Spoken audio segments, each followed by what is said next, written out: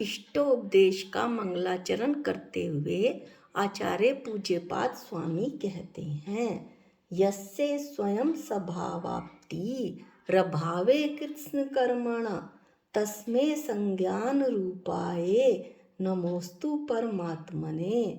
जिस आत्मा को समस्त कर्मों का अभाव हो जाने पर अपने पुरुषार्थ के बल पर शुद्ध स्वभाव की प्राप्ति हुई है, उस अनंत ज्ञान स्वरूप परमात्मा को मेरा नमस्कार हो। पिछले वीडियो में हमने कारिका नंबर 8 का अध्ययन किया था।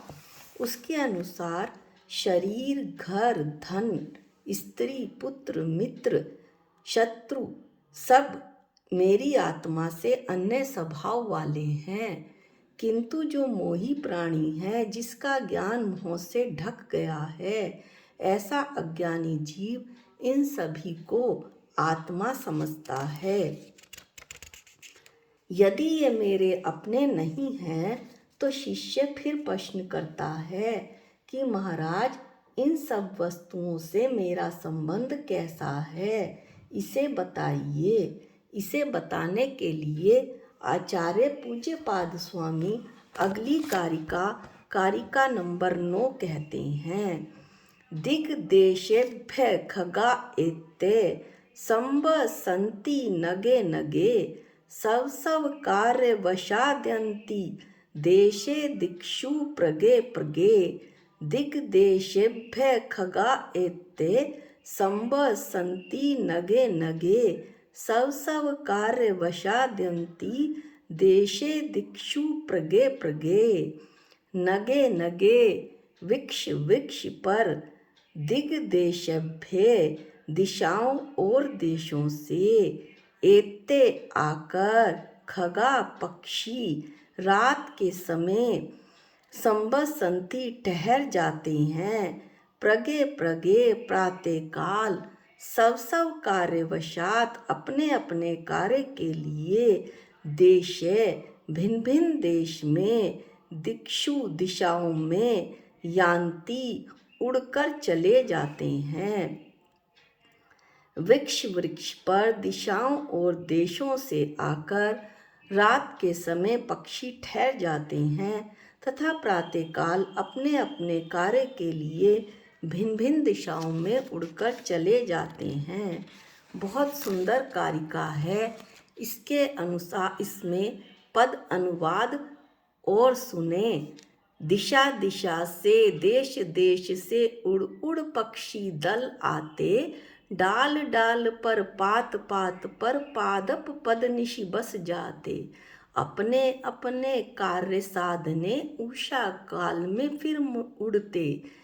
अपने अपने कार्य साधने उषा काल में फिर उड़ते।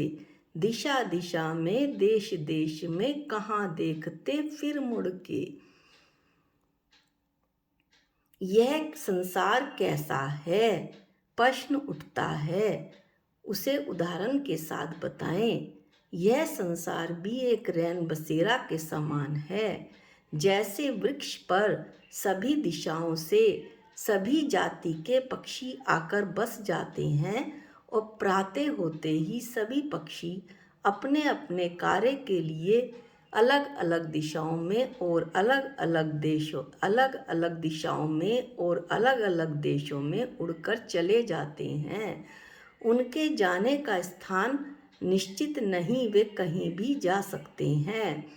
इस तरह से जो संसार में मानव जीवन है, वे भी सभी अपनी अपने आयु कर्म बांधकर आते हैं। मनुष्य पर्याय में भी सभी आयु कर्म को बांधकर लाते हैं और अपनी अपनी आयु इस संसार में बिताकर अगले भव के लिए निकल जाते हैं।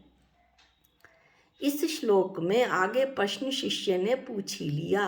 इस श्लोक में जो उदाहरण दिया है वह क्या मात्र पक्षियों पर लागू होता है? नहीं, ये सभी जीवों पर लागू होता है। मनुष्य भी 4 गतियों में मरण करके जा सकता है और 4 गतियों से मनुष्य जीव मरण करके मनुष्य गति में आ सकता है। कोई तो अंतर्मुहूर्त जीवित रहता है, कोई 1 वर्ष, कोई 10 वर्ष, कोई 100 वर्ष। इस तरह से वे अपने अपने समय तक जीवित रहकर और आगामी आयु का बंध करके अपनी अपनी गतियों में चले जाते हैं।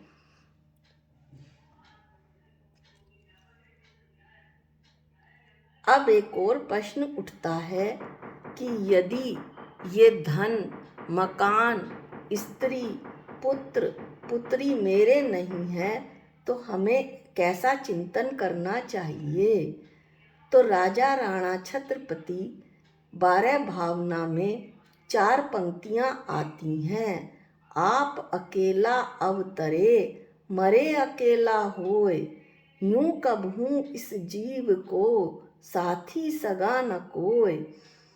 मैं तो अकेला ही संसार में आता हूँ और अकेला ही मर के दूसरे भव में जाऊंगा। इस तरह से इस जीव का यहाँ कभी भी ना कोई साथी है, ना कोई सगा है।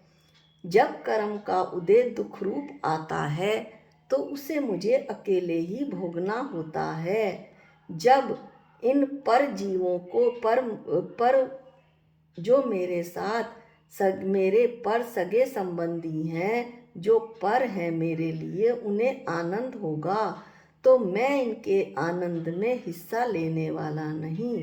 इनके सुख दुख के साथ इनका सुख दुख इनके साथ है और मेरा सुख दुख मेरे साथ है। व्यवहार न से ये मेरे कहे जाते हैं, लेकिन निश्चय न से मेरा कोई नहीं। मेरा तो मेरी एक आत्मा ही है, इसके अलावा विश्व में मेरा कोई भी नहीं है।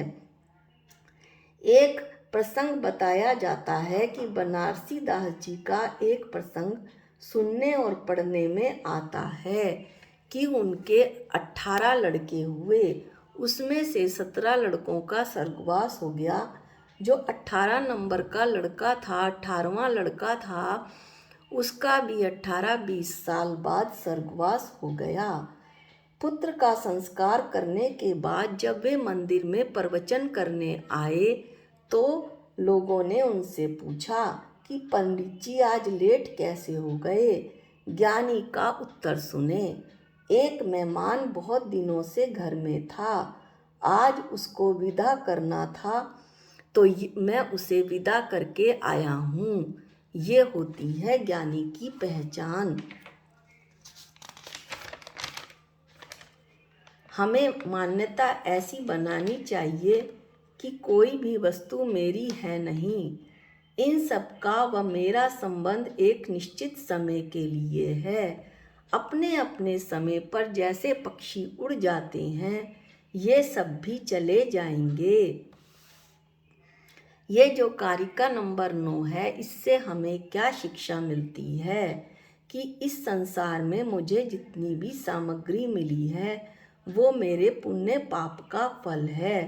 पुण्य के उदय से मुझे सुख देने वाली सामग्री मिली है और पाप के उदय से दुख देने वाली सामग्री मिली है।